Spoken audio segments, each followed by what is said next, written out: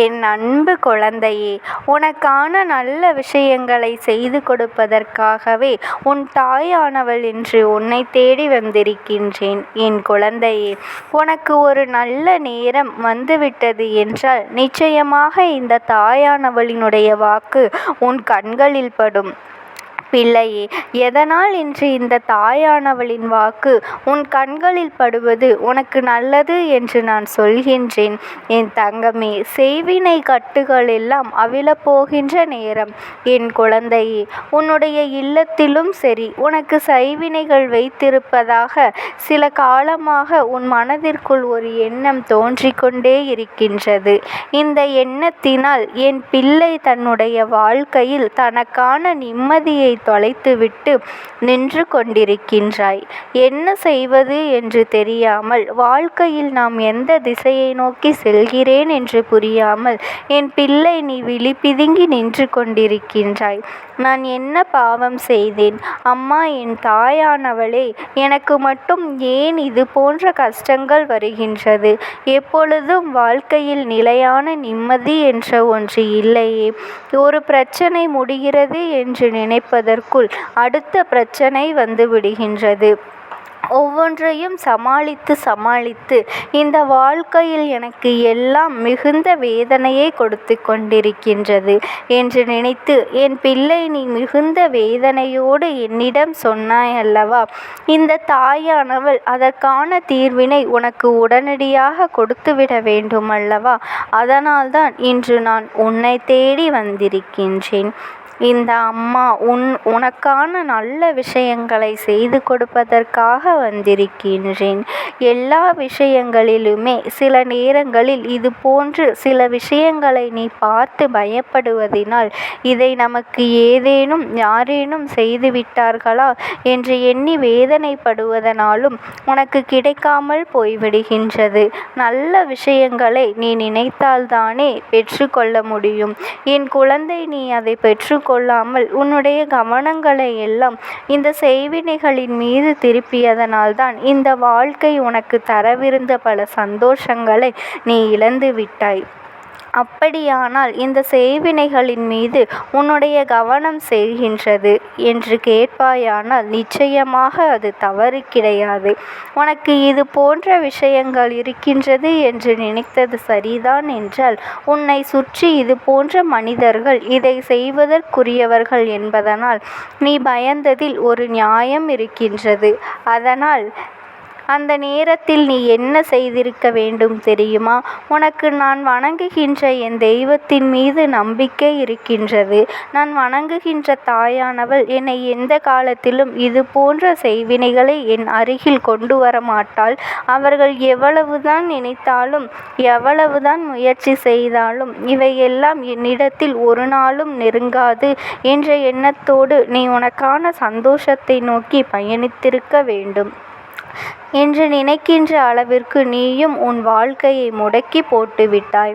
என் குழந்தையே, இந்த வாழ்க்கை உனக்கு இத்தனை கஷ்டங்களை கொடுத்ததற்கு நீதான் காரணம்.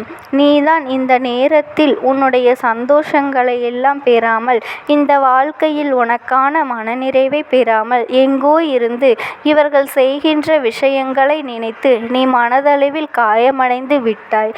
சரி, என் பிள்ளை, உன்னை சொல்லி எந்த தவறும் இல்லை. உன்னுடைய வாழ்க்கையில் நடந்து கொண்டிருக்கின்ற விஷயங்கள் எல்லாம் அப்படிப்பட்டது. உன்னை சுற்றி இருக்கின்ற மனிதர்களும் அப்படி அடுத்தவர்கள் வாழ்க்கையை அழிக்க நினைப்பதும் தான், தன் வாயினால் எப்பொழுதும் அடுத்தவர்களுக்கு சாபம் கொடுப்பதுமாகத்தான் இவர்கள் இருந்து கொண்டிருக்கின்றார்கள். இது போன்ற எண்ணங்களை கொண்ட மனிதர்கள் எல்லாம் நிச்சயமாக நீ கண்டு பயப்படுவது நியாயமானதுதான்.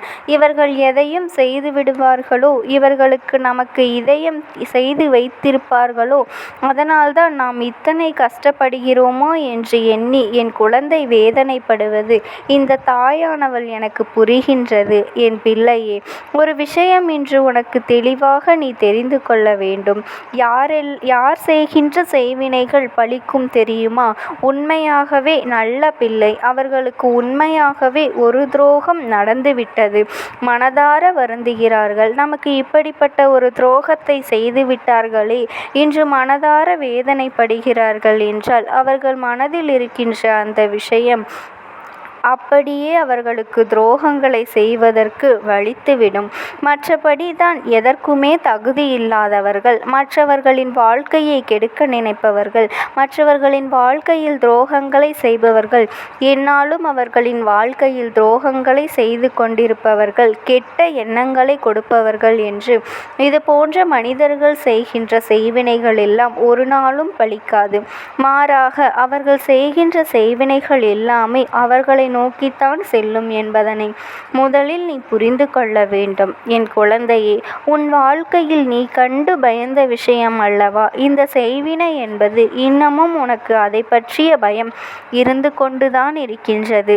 நீயே இந்த விஷயத்தை விட்டு ஒதுங்க நினைத்தாலும் உன்னை சுற்றி இருப்பவர்கள் எல்லாம் உனக்கு துணையாக உனக்கு எதையாவது சொல்லிவிட்டு உன்னுடைய மனதினை அதிக அளவில் இந்த விஷயத்தை நோக்கி செல்ல வைத்து விடுகின்றார்கள். ஏனென்றால் நீ சொல்லும் பொழுது அவர்கள் சொல்கின்ற அடுத்த வார்த்தை, இது செய்வினையின் அறிகுறி அல்லவா?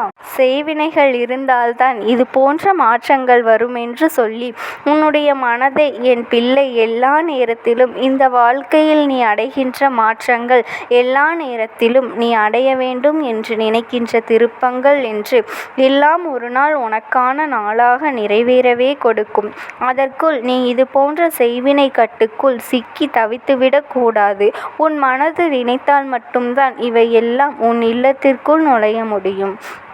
உன் மனதில் தைரியமும், எனக்கெல்லாம் யாராலும் எதையும் செய்துவிட முடியாது என்று நினைக்கின்ற உன்னுடைய மனதைரியம்தான் உன்னை நிச்சயமாக இது போன்ற தீவினைகளிலிருந்து காப்பாற்றும் என்பதனை முதலில் நீ புரிந்து கொள். என் தங்கமே, நீ செய்கின்ற எல்லா செயல்களிலும் உனக்கு வெற்றியை கொடுக்க இந்த தாயானவள் ஓடோடி வந்து விடுவேன் என்பதனை நீ மறந்து விடாதே. இன்று என் வாக்கினை கேட்டிருந்தால் இனி ஒரு காலமும் செய்வினை பற்றி நீ பயப்பட மாட்டாய். யார் என்ன செய்வார்களோ என்று எண்ணி ஒரு நாளும் வருந்த மாட்டாய். உன்னை சுற்றி எந்த விஷயங்களும் தவறாக நடக்காது. உன்னுடைய நேர்மறையான எண்ணங்கள் மட்டுமே உனக்கு நிரந்தரம் என்பதனை நீ புரிந்து கொள்வாய். நீ நினைத்ததை எல்லாம் இந்த வாழ்க்கையில் நிரந்தரமாக கிடைக்கப் பெறுவாய். யாருடைய சூழ்ச்சிகளும் உன் வாழ்க்கையில் எடுபடாது. இந்த நேரம் அம்மா சொல்கின்ற வாக்கு உன் மனதில் பதிந்திருந்தால் இப்பொழுது உன்னிடத்தில் இந்த செய்வினைகளும் இல்லை என்பதை நீ தெளிவாக புரிந்து கொண்டு உன்னுடைய பூஜை அறைக்கு சென்று திருநீரை எடுத்து உன் நெற்றி நிறைய இட்டுக்கொள் என் தங்கமே. அப்பொழுதே நீ உணர்ந்து விடலாம் உன்னை சுற்றி எந்த தீவினைகளும் இல்லை என்பதனை. என் பிள்ளைக்கு வாழ்க்கையில் தீய சக்திகளை விரட்டி நல்ல சக்தியை உன்னோடு பயணிக்க செய்து கொண்டிருப்பது இந்த தாயானவளாக மட்டும்தான் இருக்கும். நீ எதற்கும் அஞ்ச வேண்டாம். யார் என்ன சொல்லியும் இனி உன் வாழ்க்கையில் எதுவும் நடக்கப் போவது கிடையாது. இந்த குழந்தைக்கு இந்த தாயானவளினுடைய ஆசீர்வாதங்கள் எப்பொழுதுமே முழுமையாக கிடைக்கும். என் அன்பு குழந்தையே, நீ எதை நினைத்தும் கருந்தி கொண்டிருக்காதே. உனக்காக எப்பொழுதும் இந்த தாயானவள் நான் இருக்கின்றேன். எப்பேற்பட்ட சூழ்நிலை வந்தாலும் என் நாமத்தை மட்டும் நீ மனதார உச்சரித்து கொண்டே இரு. உனக்கு எந்த சூழ்நிலையிலும் நான் உனக்கு துணையாக வந்து நிற்பேன். ஓம் சக்தி. ஓம் ஆதிபரா சக்தி.